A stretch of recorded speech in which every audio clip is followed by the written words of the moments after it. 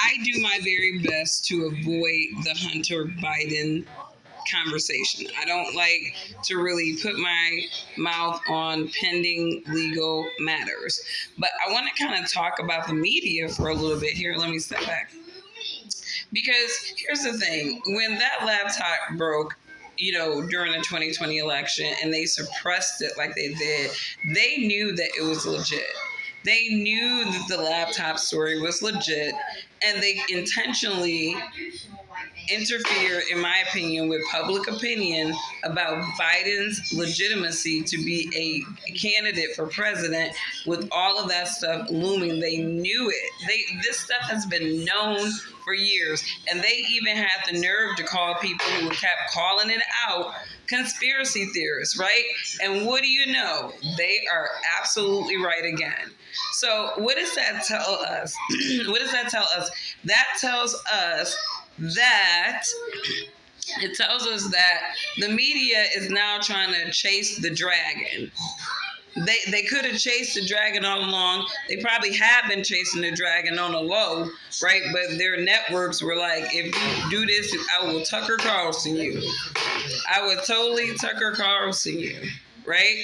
So it's like, I just say that to say that I feel like this whole Karine Jean-Pierre, attack fast on this Hunter Biden thing from the media now is kind of misplaced.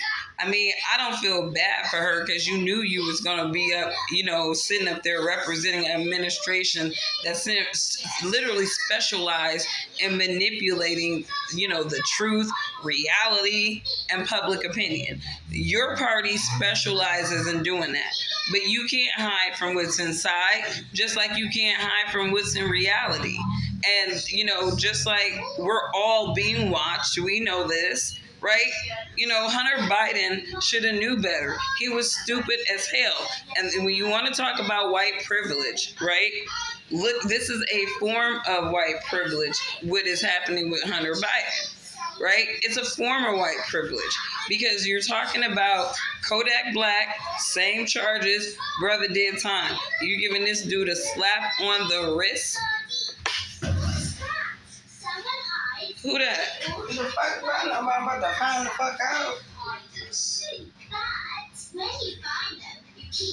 Hello?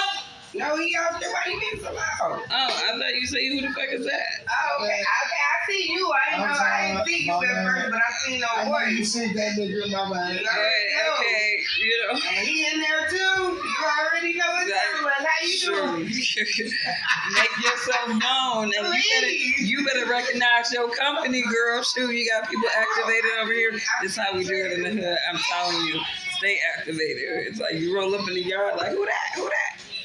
But anyways, I'm just to say that Black people need to wake up and they need to realize that if Joe Biden's son gets off for, a lot of what his laptop has revealed, even if Joe Biden is a Democratic candidate, you should really understand what real white supremacy is. It's not every single white person in America. It is these people at the very top who are controlling your narrative constantly, but also on the flip side, these people are also manipulating the truth, suppressing the truth, so that you can kind of look at these people who are the real white supremacists as like your heroes and beacons. So I am interested to see how this develops. I don't really have a dog in the fight in terms of the political spectrum because, like I said, there is no side to be on. Like, my ideas about white supremacy and everybody else's is probably totally different. But I just see a lot of stuff brewing in this country, in this nation, that are obvious to history repeating itself in some kind of form, civil war or something of the kind, rising of dictatorships and exterminations of people for ideological, religious, or even political beliefs. And we see this stuff happening with the censorship that's going on, people being suppressed, people moving away from some of these mainstream platforms because these people don't feel like they have a safe place to produce content on these platforms that they have used for over a decade. So it's a lot of stuff going on in this country. I pray for everybody. I hope that everybody kind of just step back into reality a little bit and kind of look at the patterns.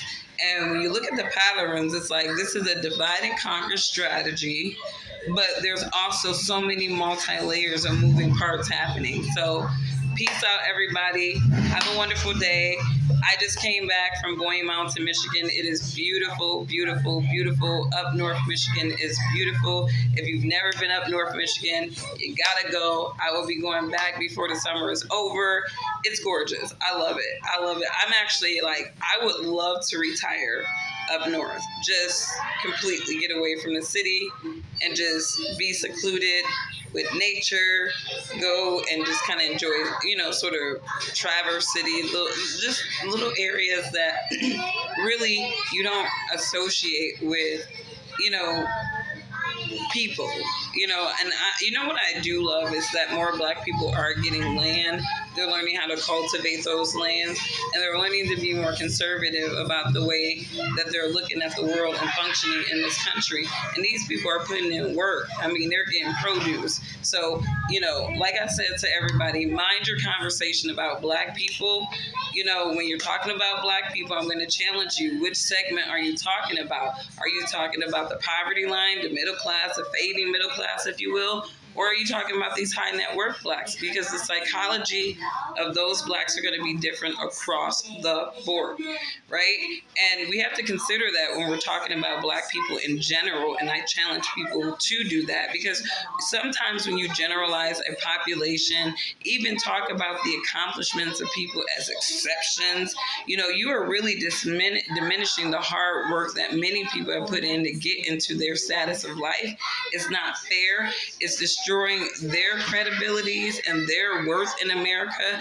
And, I think that we need to just stop being so generalizing about anything. I think every group has their faults. I think that every group has their responsibility for why America is just crumbling to crap right now. But,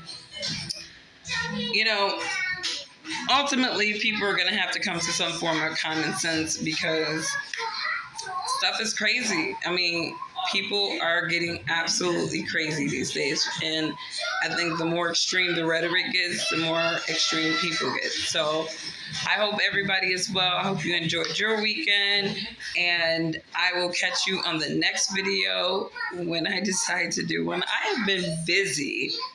I've been focused, and I actually have like a new energy towards my business. So I'm sorry, y'all. YouTube is never going to make me the money that I want to make in my professional career. So, ciao, until the next time.